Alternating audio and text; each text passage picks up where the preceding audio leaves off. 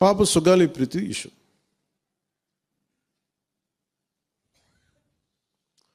పండ్లున్న చెట్టుగా రాళ్ళు పడతాయంటారు.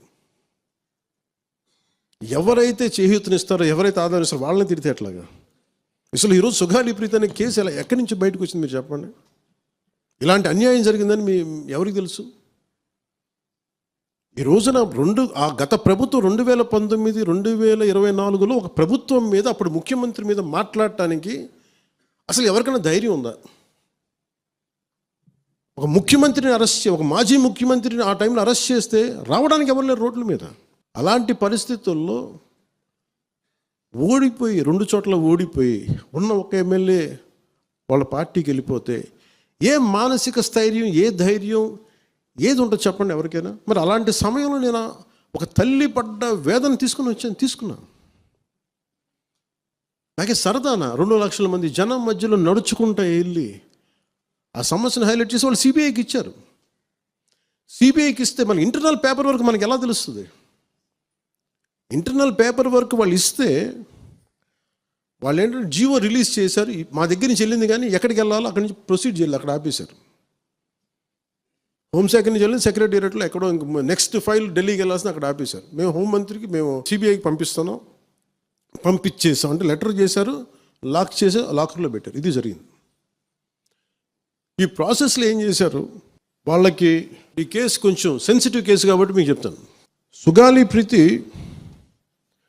నేను ఎందుకు కొంచెం సున్నితంగా మాట్లాడాలి ఈ విషయం ఏదంటే, మీకు ఒక అన్యాయం జరిగినప్పుడు, ఎవరికైనా ఒక అన్యాయం జరిగినప్పుడు మనం ఏం చేస్తామంటే, నాకు ఆ వ్యక్తికి శిక్ష పడాలి, ఇంకింతే ఉండాలి. వాళ్ళు ఏం చెప్తున్నారంటే, ఎవరైతే ఈ వెనకున్నారో, మరి గవర్నమెంట్ ద్వారా వచ్చారు, గత ప్రభుత్వం ఎలా వచ్చారో, వాళ్ళు ఏం చేశారంటే, మనం పెట్టిన ఒత్తిడి ఆ రోజు 2 లక్షల మంది మనం జనంతో తీసుకెళ్ళి అది నేషన్ వైడ్ ఇష్యూ అయ్యేటప్పటికి వాళ్ళు చేసింది ఏంటంటే, మనం చేసిన పోరాటం వల్లే ఎస్సీ ఎస్టీ అట్రాసిటీ కేసు బాధితులకు చట్ట ప్రకారం ఇచ్చే ప్రయోజనాలు, పరిహారాలు వారి కుటుంబానికి దక్కాయి. కర్నూలు రూరల్ మండలం దిన్నెదేవరపాడులో 5 ఎకరాల వ్యవసాయ భూమిని కేటాయింపబడింది. ఆ గ్రామం కర్నూలు నగరానికి 9 కిలోమీటర్ల దూరంలో ఉంది. ఈ రోజున మార్కెట్ వాల్యూ కనీసం ఎకరాకి అది వాళ్ళు చెప్పడం మీరు క్రాస్ చెక్ చేసుకుని 2 కోట్ల వరకు ఉంటుందని చెప్తా ఉన్నారు. వీరి కుటుంబానికి కర్నూలు కార్పొరేషన్లో కల్లూరు వద్ద 5 సెంట్ల ఇంటి స్థలాన్ని కేటాయింపు చేసిన ప్రభుత్వం. సెంటు 10 లక్షల నుంచి 15 లక్షల వరకు ఉంటుంది.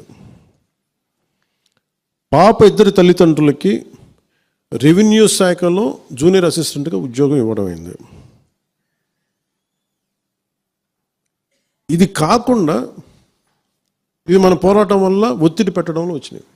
ఇవి కాకుండా నేను ఫస్ట్ టైం ఛార్జ్ తీసుకోగానే మొదట చెప్పిన మాట, పాపకి న్యాయం జరగాలి, ఏమేమి జరిగిందని సిఐడి చీఫ్ని నేనే తెలియజేశాను. డీజీపీ గారికి పంపించాను, అప్పుడు డీజీపీ గారికి తిరుమలరావు గారు, అలాగే సిఐడి అధికారులకు చెప్పాను, ఉన్నతాధికారికి, హోమ్ మినిస్టర్ గారికి చెప్పాం. ఇవన్నీ చెప్తే పోలీసు సిఐడి వాళ్ళు చెప్పింది ఏంటంటే, అసలు అప్పట్లోనే